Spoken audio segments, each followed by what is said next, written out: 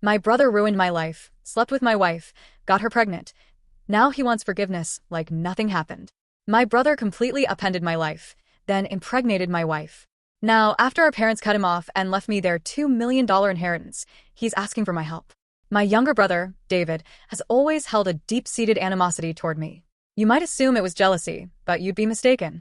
He was the favored child, not me, so he had no reason to be envious. To provide some background, our mother always catered to David. He was the family's golden boy. She cooked his meals, did his laundry, and even asked me to assist him with his schoolwork. I was expected to help him simply because we were siblings, but I never received the same level of care. I accepted this, as I was quite self-sufficient. Perhaps it was my own fault for always fulfilling his needs without expecting anything in return. He never helped me when I needed it, only seeking me out when he wanted something. While I was a quiet, introverted child who preferred to study and be alone, he was loud and boisterous, much like our father. I also tend to be direct and honest, never sugarcoating the truth. I suspect my mother developed a negative impression of me because of my frankness. This favoritism made David the family's darling, and I didn't mind it during our childhood. However, issues arose when he started tormenting and ridiculing me for being different from him. He would taunt me about my height and the fact that I wore glasses. He'd sneak into my room, read my journal, and then report what I had written to my mom. When I confronted him and complained to our parents about his invasion of my privacy, they would simply laugh it off, saying it was no big deal. He did even more terrible things, like nearly breaking my glasses and putting awful things in my food. He once even put small pebbles in my cereal, but fortunately, I found them before they could damage my teeth. When I told my mom, she dismissed it by saying, "This is how brothers bond." Whenever we argued, David would target my insecurities with insults. We attended the same school, so he knew I was being bullied by some kids. Instead of supporting me, he sided with the bullies, calling me names like ugly loser or hairy monkey and encouraging them to physically harm me, saying I was just a complete failure. Another time, during a fight over something trivial that I can't even recall, he told me to kill myself. While I could easily shrug off most insults, that one really stung because I was struggling with my mental health at the time. I'm doing much better now, but it was devastating to hear that my own brother wished me dead. Since our dad was often at work and our mom didn't seem to care much, she even scolded me once, claiming it was my fault for provoking him. Things got progressively worse in high school. There was a shocking incident when David tried to set my hair on fire, and incredibly, our mother defended him, claiming he was just playing. Seriously, who acts like that? Thankfully, my dad eventually took my side and pointed out the seriousness of the situation. He even threatened to call the police on David. This moment was a real wake-up call for my brother, as he had never faced any repercussions for his actions before. He was genuinely shocked, and my dad made it clear that enough was enough and that David needed to start respecting his older brother. Later, my dad came to my room to talk. I never expected his support because he always told David how similar they were, which was true. Dad confessed that he had waited for years, hoping David would mature, but he was slowly realizing that David was becoming a serious bully. Hearing this from my dad was incredibly validating, and I almost broke down in tears. I confessed everything David had done to me over the years, and even mentioned the bullying at school. My dad was shocked at how much I had endured. The next day, he spoke to the principal to ensure the bullies were warned about serious consequences if they continued. Later that evening, Dad enrolled me in MMA at our local gym, telling me I needed to man up and stand up to the bullies in my life. I admit that a nerdy kid like me learning to fight might have seemed absurd, but I was extremely dedicated. I managed my time well to balance my studies and daily workouts, and the MMA classes completely transformed my life and physique. One day, David was up to his tricks again. He stole my pocket money, which we received for helping with chores. I had been saving it for a while. David snuck into my room and took it. I caught him just as he was about to cycle off with his friends. I demanded he return my money, but David laughed at me, saying all I could do was run to Daddy for help. I don't know what came over me, but I punched him in the face. He was stunned, fell backward, and I took my money from his pocket before pushing him back down. David started crying loudly, which was pretty comical. However, my mother rushed out to help him and find out what happened. When she found out I had fought him, she was shocked and scolded me, saying I should be a better role model for David, who seemed to enjoy seeing me get reprimanded. My mother also complained to my dad about my behavior, saying I needed to be controlled. My dad grimly asked both of us to explain ourselves. I told him how David had stolen the money I had worked hard for and saved, while David tried to justify it by saying he needed the money for a date and that as his brother, I should help him. However, Dad told David he was lucky I only punched him for stealing because anyone else would have called the police.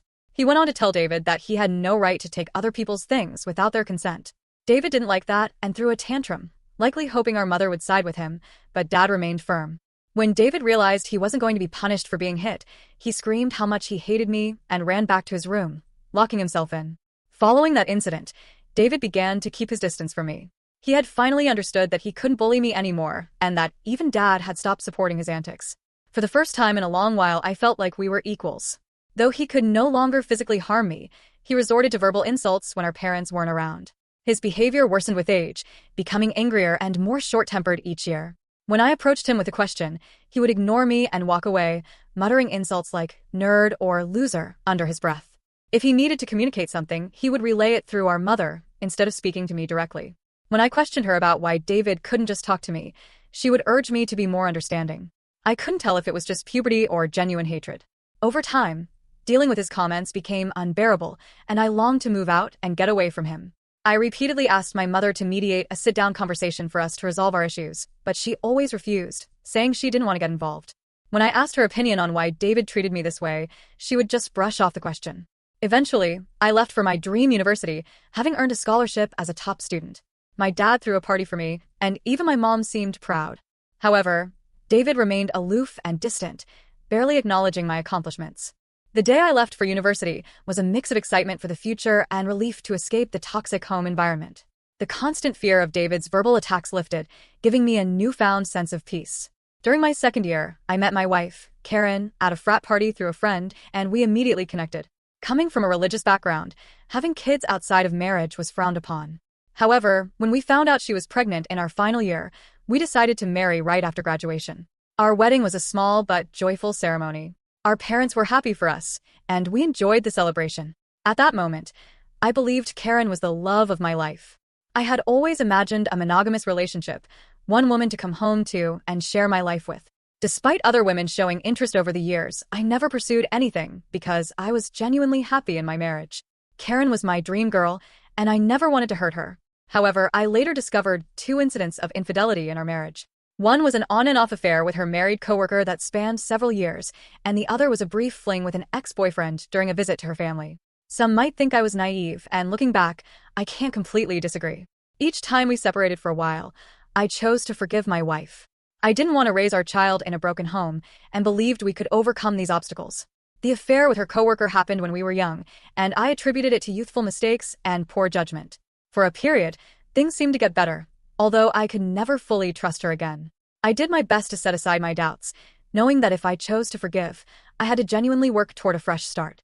It's been 4 years since her second betrayal, and I felt confident in my decision to give her another chance.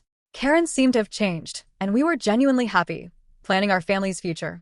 However, 3 months ago, my world was shattered once more when she revealed that she had been having a long-term affair and suggested that our son might not be mine. Her words hit me like a ton of bricks.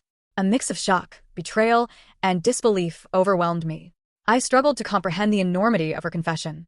In a daze, I managed to ask why she had kept such a huge secret and how she could have done something so devastating. Her reaction was cold and indifferent, as if she were detached from the pain she caused.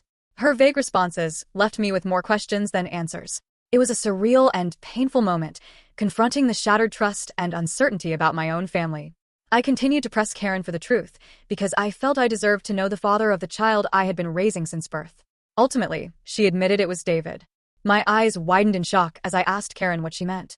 She explained that she and David had become friends when I introduced her to my family, and she stayed with us from Thanksgiving until New Year's. David, usually cold to me, was warm and polite toward her, which made me glad because I didn't want Karen to feel unwelcome. Karen wanted to be accepted into my family, so she spent significant time with my mom whenever possible. She noticed the rift between David and me and questioned me about it. I opened up about our strained relationship and explained that we might never repair it due to his unresolved feelings. Karen understood but started including David in our outings, hoping it would help us bond. Whenever we planned to watch a movie, she invited David, and we watched whatever he chose. During this time, David and I exchanged a few words, which was an improvement compared to his usual silent treatment. I remember Karen and David hanging out and playing video games together, but I never thought much of it. Karen told me that one day David opened up to her about his struggles and a recent breakup. Feeling vulnerable, he started a friendship with her. She mentioned that he would harmlessly flirt with her when I wasn't around, and eventually, things escalated beyond her control. The vision of my wife and brother sleeping together made me feel sick. Karen confessed that she felt guilty afterward and left him, which matched her abrupt decision to go home instead of spending New Year's with me. Although I tried to convince her to stay, she was adamant about leaving. When we met back at college after the holidays, she was her usual cheerful self, so I didn't question anything. 2 weeks later, we found out she was pregnant. Karen admitted she didn't know if the child was mine or David's, and with no way to prove it, she chose to stay with me, knowing I was the more dependable brother. This was why we got married. My world felt like it was crashing down. The son I loved might not even be mine. I asked Karen if she had been sleeping with David recently, and she slowly nodded. She revealed that they had always stayed in touch because their chemistry was undeniable.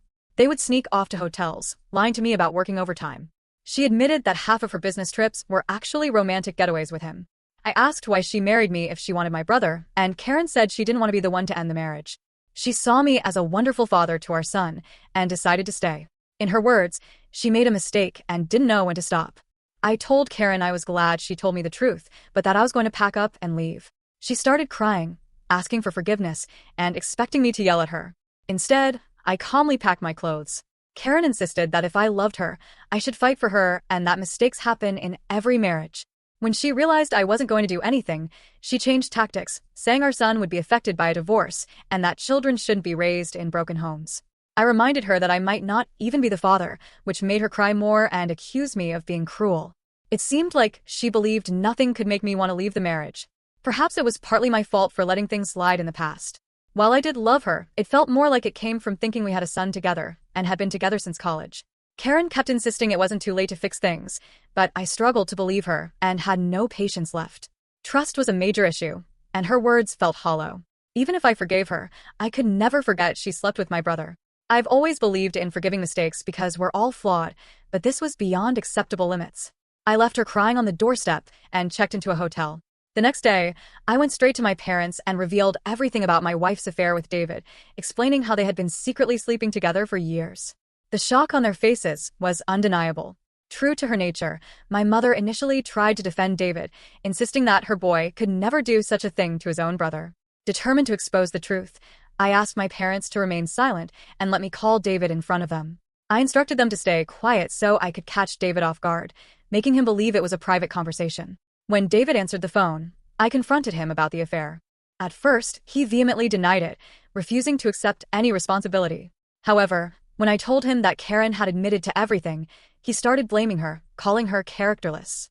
He claimed it wasn't his fault if women were attracted to him and that he was the better-looking brother. I told him firmly that I would expose him to everyone. When David mocked me, saying no one would believe me because he was the golden child, I scoffed at his arrogance and thanked him for confirming the truth, knowing our parents had heard everything. David went quiet and then spluttered, trying to explain himself and save his image. My mother, still in shock, demanded an explanation from David. He stuttered through a feeble attempt to justify his actions, blaming everyone else but himself and desperately trying to shift the blame onto Karen. I could see my mother, who had once been protective of her favored son, now felt a mix of disappointment and anger. In that charged moment, I felt a strange sense of vindication. For years, I had endured David's torment. Now the truth was out, and the roles were reversed. It was David who stood exposed, his actions laid bare for everyone to see. As David's words faltered, my father, usually reserved in his expressions, couldn't contain his disappointment. He asked me to pass him the phone and began to speak to David. David, my father began, his voice heavy with disappointment. What you've done isn't just a betrayal of your brother, but a betrayal of this family. You slept with your brother's wife and continued the affair even after they were married. Your actions have severe consequences and have irreversibly shattered the trust we had in you. I raised both of you to value family, loyalty, and decency. What you've shown today defies everything I've tried to teach you. He paused, letting the weight of his words sink into David's conscience. Your disregard for your brother's feelings and the lack of respect for his marriage are unacceptable. You've not only hurt him but also torn apart the bonds that hold our family together. Your mother and I are partly to blame for what you've become, but we will no longer tolerate this behavior. From today, you're cut off from the college funds I set up for you. 2 weeks ago, my dad called to tell me he was considering changing his will because he didn't want to leave anything to David. My dad is incredibly stubborn, and once he decided to cut David out of his life, he stuck to it. David tried reaching out to our parents and even showed up at their doorstep begging for forgiveness, but they refused to let him in. Even my mother, who usually gave in to David's tantrums, seemed done with him, though it must have been hardest for her. David never texted me to apologize for what he had done, showing he didn't regret his actions. He was just upset about being cut off from our parents. Dad told me he planned to leave everything to me, ensuring David wouldn't contest it later. He would leave David only $1. My eyes widened in shock, as my dad had worked hard his entire life, including his assets, retirement fund, and life insurance. The total came to nearly $2 million. The only condition in his will was that if my dad passed away before my mom, she would continue living in their house, even though ownership would transfer to me. I didn't mind this, as I wanted to care for my mom in her final days. Somehow David found out about this and, unable to reach our parents, called me yesterday trying to make amends. He explained how he was struggling with college and that after Karen discovered the paternity of the child, she had been pestering him for child support. He said he had no money and was looking for part-time jobs but couldn't find anything. He begged me to talk to our family to start fresh, since he really needed my help. I laughed in his face and told him I was done with him. I reminded him that he should have thought about the consequences before sleeping with my wife and getting her pregnant. David argued that I was being unfair and that Karen was also to blame, to which I agreed. I reminded him that I had divorced her, making her his responsibility now. He shouldn't be calling me to complain about her or the child since these were the consequences of his own actions. David started to raise his voice, but I interrupted, reminding him that he was no longer the favored child in the family, but the black sheep who had slept with his own brother's wife. At that moment, David began to cry, telling me how everyone, including our grandparents and relatives, had turned against him. While this was true, it was no longer my concern. I told him we were done and that he should never call me again since I no longer considered him my brother. Since then, I've replayed the conversation in my mind. Despite my hatred for my brother, I had never heard him cry, at least not since we were kids. I won't lie, it did hurt me a bit to see him so helpless, so I guess I'm here to ask if I should talk to our parents about him, or if I would be a fool if I do. Update 1. Hi everyone. Many of you have been asking why I am no longer in contact with my son, Henry, and some have even called me cruel. I need to explain that I am not comfortable raising another man's child. This isn't a stepson situation. I was led to believe Henry was my son, only to later discover he is actually my brother David's son. Naturally, this revelation hurt deeply, and I cried over it for days. The main reason I don't want any contact with Henry is that I no longer want Karen in my life. If I remain connected to her child, she will find a way to re-enter my life, and I need my space. You may think I'm cruel or selfish, but I can't see him ever again, at least not for a very long time. Update 2. Most of you correctly guessed that it was my mother who informed David about my dad changing his will, leading David to call me as a last resort to fix things. I confronted her in front of my dad, and she broke down, saying I had punished David enough and that he had learned his lesson. My dad firmly told my mother that if she believed what David did was forgivable, then he could no longer stay married to her because he could never forgive such a betrayal. This threat silenced my mother. My dad made it clear that if she ever talked with David again, and we found out, she could pack her bags and leave. As I mentioned, my dad is very stubborn. Hopefully, my mother will learn from her mistakes. Update 3. Reddit. It's been 5 months since my last update. My relationship with my parents has improved over the past few months. My dad and I go golfing every weekend, and he treats me more like a buddy than a son. Although my mother misses David, she has stayed away from him. The last I heard about David was from my cousin, who said David had been asking everyone for money and eventually had to drop out of college because he couldn't afford the fees. He and Karen are living together, and he has a part-time job as a mechanic. Apparently they are raising Henry together, which is a good thing, I guess. I never discuss David with my parents, and they don't bring him up either. For everyone asking, I am doing quite well. I was promoted at my job 2 months ago, so my salary has significantly improved. I haven't been dating anyone as I feel I still need time and space to heal. I've been going to therapy, so we'll see how that works out. Thank you for watching.